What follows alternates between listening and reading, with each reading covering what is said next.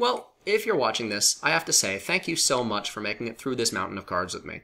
It took a while. Having made it, I completely sympathize. I started after all the cards came out to get a full perspective, but that also means I had to put in a lot of effort in getting these videos out on time, but I wanted it to be complete. Anyway, here's the last bit of my Journey to Un'Goro review. We've both been here a while, so I'll be talking about each of these cards a lot less. Ooh! Wrong way, wrong way, wrong way. There we go. I'll be talking about each of these cards a bit less. I hope you don't mind if I miss something. First up are the legendaries. Elise the Trailblazer. A 5/5 for 5 isn't bad. Like, it's not good, but it's not bad. And like the old Elise, she shuffles a chunk of value into your deck to give you that last push in endgame, an Un'Goro pack. It is basically a 2-mana supercharged Kabbalist tome, giving you 5 random cards from the set, non-class specific, and skewed in rarity to pick up more legends and epics than a normal 100-card pack. If you last that long against Jade and giant post-quest boards, it's a lot of value as you run out of cards. If you manage to survive against Jade and quests. We'll see. Next up is Hemet, Jungle Hunter. 6 mana 6/6, Battlecry. Destroy all cards in your deck that cost 3 or less. He basically stops all terrible top decks, and he makes mid-range decks much more effective in late game. But he himself isn't the strongest body. He can also lead to some silly gimmick ideas. I myself have the idea of a Holy Wrath Molten Giant Aggro Pally. You can kind of imagine what that is, I talked about it earlier. Next up, Ozrock. 9 mana 5/5 Taunt Elemental. Battlecry. Gain +5 health for each elemental you played last turn. It can potentially be a very large elemental, considering all the little elemental tokens you can generate. But considering all the other cards that are weak to Hex and Hard removal, they'll be pretty common. And this is far more vulnerable, with far more setup. I don't like it at all. Next up is Spirit Singer Umbra. I like this card a lot. A 4 mana 3/4, after you summon a minion, trigger its Death Rattle effect. It's comparable to Brain or Fandral, but insanely strong cards. Those were insanely strong cards in the deck they were played in, so this is bound to be really strong in the decks it's played in. Here's a list of some stuff I think could be pretty good with it. Read quickly so we're not here forever. Cairn Bloodhoof, Cruel Dinomancer, Devilsaur Egg, not Giant Anaconda because that still can't be played on the same turn, so I still hate that card. Not Hammer of Twilight because this time it's minions only. Stuff from Barnes because it's summon, not play. Kindly Grandmother, Savannah Highmane, Tortolan Shellraiser, which is especially good because it protects and buffs Umbra to ensure future uses. Twilight Summoner, White Eyes, and if you Moat Lurker your own minion while Umbra's out, you presumably get the same Death Rattle a ton of times. Summons the minion you killed, and then that minion, if it had a Death Rattle, gets Spirit Singer Umbra's effect, and if you manage to kill Moat Lurker pretty soon, Moat Lurker, yeah, you get that Death Rattle, which makes that Death Rattle again, and then when that thing dies, you get another Death Rattle, so like, oh. And Sherazin Corpse Flower. I'm not really sure how it works, if Going Dormant turns the currently active Sherazin into a seed, or if it makes a second seed, so you have 2 Sherazins bouncing around. If it does work that way, it would be awesome. Anyway, that's a lot of synergy to explore, and there's more I didn't talk about. Next up, the Vorax. Dr. Seuss reference. After you cast a spell on this minion, summon a 1/1 plant and cast another copy on it.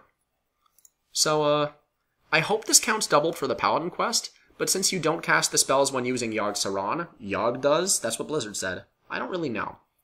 It can be played with Spike Ridge Steed on the same turn, on turn 10, and that is so much taunt to get through. It's basically a second health bar, and that's kind of amazing. Outside of Paladin, it's much less useful, but maybe in Priest? I like this card. Should be pretty good. Bitter Tide Hydra. Whenever this minion takes damage, deal 3 damage to your hero, and it is a 5 mana 8/8 beast. It's a strong card, but, you know, extra stats for a downside. When he gets hit, you get hit. It seems okay until they play Wild Pyromancer and you completely melt. It could see play in a very, very fast hunter. Blaze Caller. 7 mana 6/6 elemental. Battlecry. If you played an elemental last turn, deal 5 damage. So if you have an elemental, like Fire Elemental the previous turn, it is basically a stronger Firelands portal, more consistent, and curves into Kalimos. Shaman really didn't need this card, but they got it anyway. Ruh-roh. Bright-Eyed Scout. 4 mana 3/4. Battlecry, draw a card, change its cost to 5. It would be useful in Astral Druid, if that card wasn't going to Wild. And Astral Druid didn't suck to begin with. It's hard to see what other decks this fits in. Charged Devilsaur. 8 mana 7/7. Charge. Battlecry. Can't attack heroes this turn. It trades away some stats for an immediate trade. And when summoned, it can go face right away. Like, for example, Free from Amber.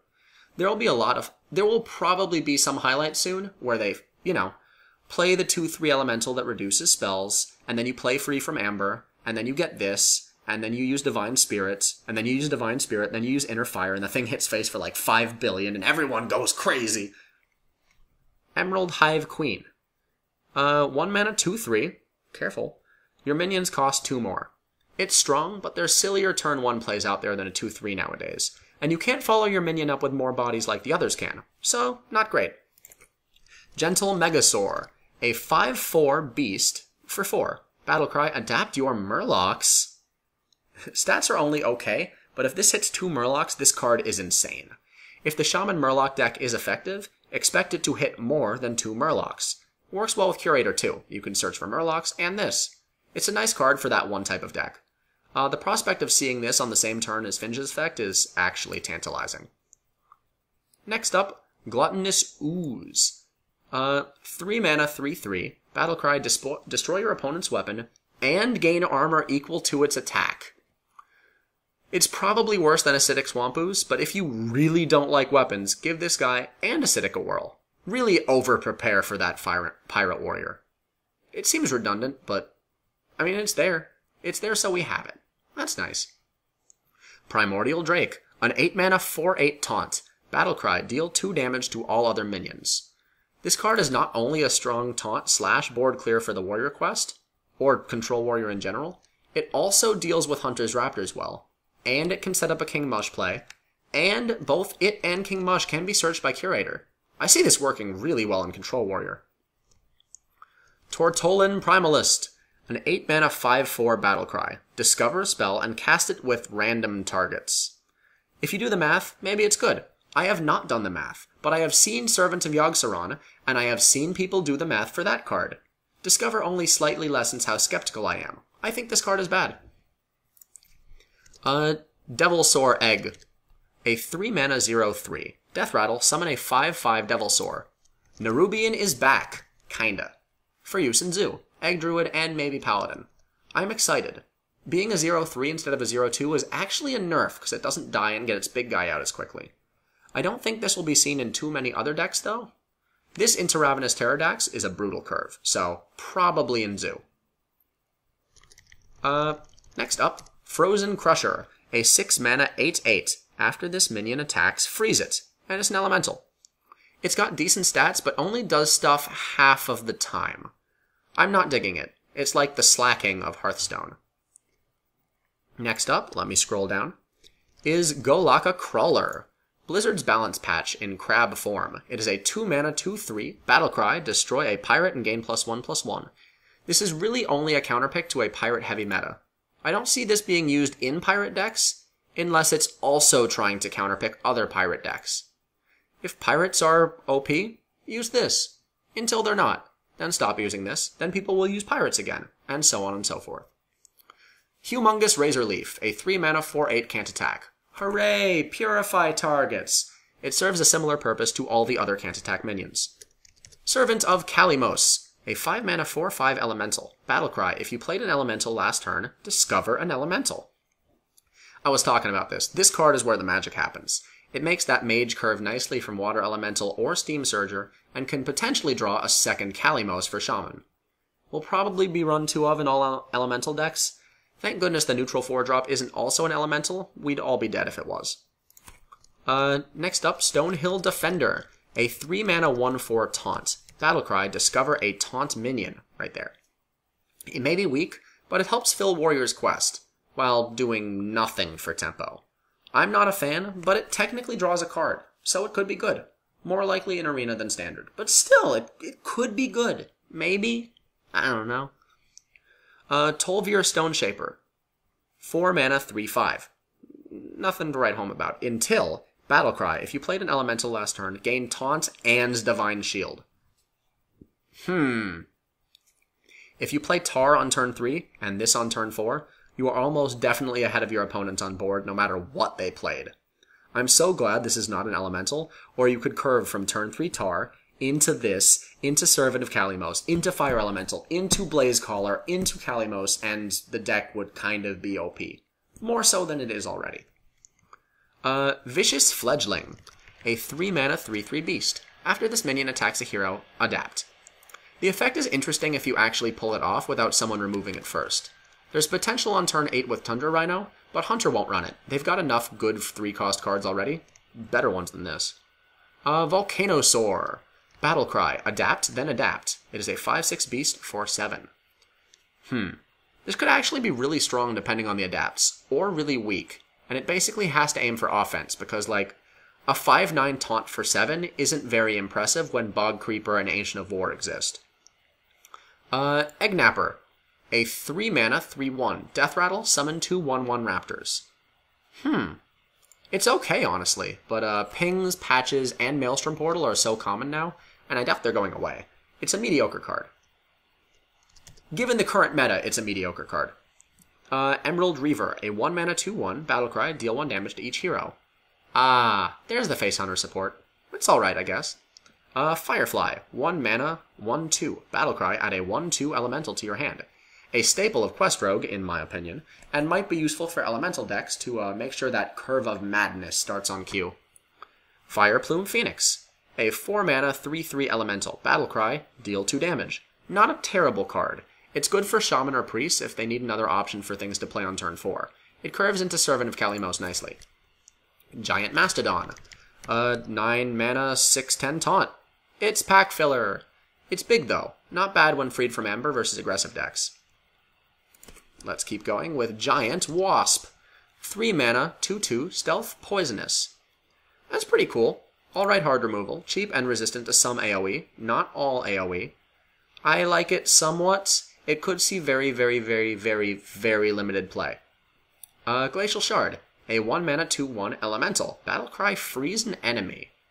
Unlike other 1-drops, it's not terrible when top decked late, but it isn't great as an actual 1-drop. Could be the slight difference needed to ignore a trade and secure lethal, though. I'm not sure how good it'll be, but I could see it used in Elemental Shaman or 1-drop Hunter. Igneous Elemental, 3-mana 2/3 elemental. Death Rattle, add 2 1/2 elementals to your hand.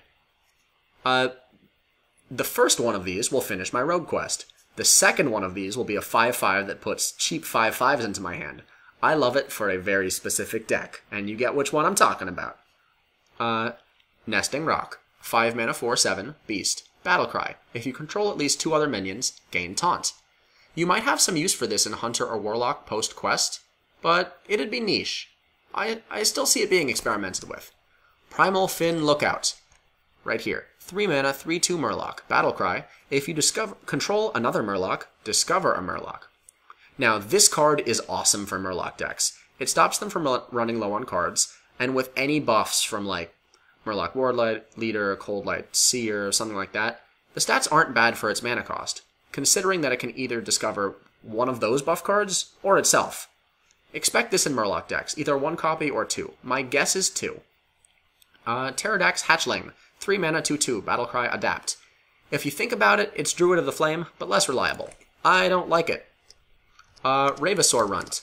This is literally the exact same thing as the previous card, but 1 less mana. If you can curve this out after Alleycat or Lost in the Jungle, it makes a statement on turn 2. It could be useful in Swarmy Hunter, Paladin, Egg Druid, or Zoo, but would need very specific support. Next up, Rockpool Hunter. 2-mana 2/3 Murloc. Battlecry, give a friendly Murloc +1/+1. This thing is amazing. 2 of in every Murloc deck, no question. Stats are alright before it's buffed by buddies, and it buffs whoever's currently on the field. It's a Shattered Sun Cleric -1 mana with a tribe. Amazing.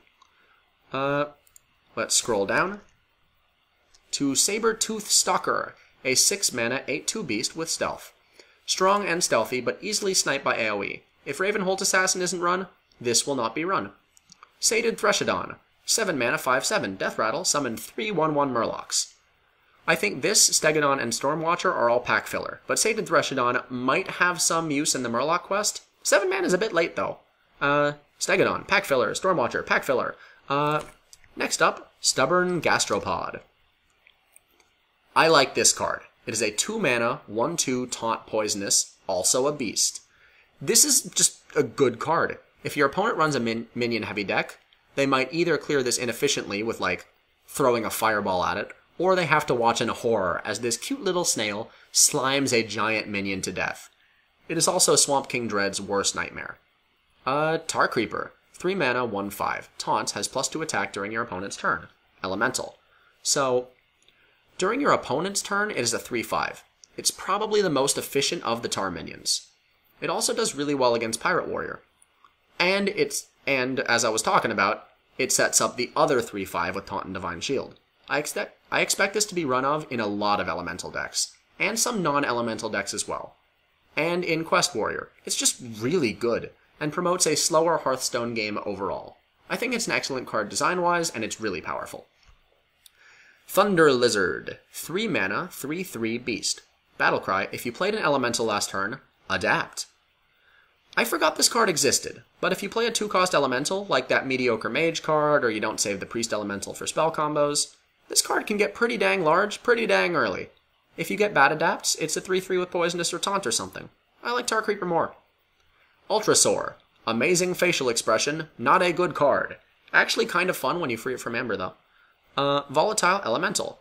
A very, very inconsistent flame cannon that your opponent can activate when it's inconvenient for you, and they can ping it as mage, druid, or rogue. I obviously don't like it, but from a raw stats / damage perspective, it's pretty good. Just not against a human opponent. And there you have it. The entire Journey to Un'Goro set. I hope you enjoyed the ride. Really briefly, let me tell you what I think will happen in the early days of Ladder. Early on, no one's found the optimal decks, and no one has all the legendaries and epics they need yet. However, Jade Druid and Pirate Warrior are almost completely intact, except for Bran and Jade, I guess. So they will definitely be common. Blizzard made a decent call when coming up with quests. By playing quests, you have voluntarily given up your optimal aggressive start to try and get an extremely strong advantage in late game. Jade Druid messed up previous control decks because they worked off trying to wait out all the value in your opponent's deck. Or, like, you draw through your deck to find a specific combo, and that takes a while, and they get these big Jade things, and they just punch you. So, with quests, you have enough power late game to combat giant Jade boards. However, these quest decks are strange, and it'll take some time for the general public to figure out and/or net deck lists that hold out against Pirate Warrior and manage to fight Jade late. Like, it'll have to be good enough at fighting for board early, and good enough at completing its quest early, and optimizing that's going to be tough. So yeah, I think of the new decks, the easiest ones conceptually will probably take the forefront with Jade Druid and Pirate Warrior, and I think those decks will be Quest Hunter and Elemental Shaman. Those decks will get refined more eventually too, but right away you can see what they want to do, you can see how they want to do it. Plus, they both have enough early game and taunts, respectively, to stop pirates from completely running them down. At high ranks, I predict there to be a lot of those 4 decks, and then a few weeks later, everyone else will catch up. And then who knows where the meta will go? My hope is, with a set as different as this, nobody knows. The metagame might get really different from what we've expected. And that's going to be fun. And that's all I got. Thank you so much for watching. If anyone you know is interested in Hearthstone, and you found the video useful, please share it around. I don't normally do these videos, and I don't really have any Hearthstone following, so people who would like to see this video might not know it exists. Please throw some likes down there if you thought I said good things, and above all, have fun. See you around, most likely with a Smash video, but now that I know I can do this, I will be throwing around less gargantuan Hearthstone videos here from time to time, showing off some decks I'm playing, extremely, especially interesting matches, so on and so forth. Goodbye, and I hope you have a good rest of your week. See you around.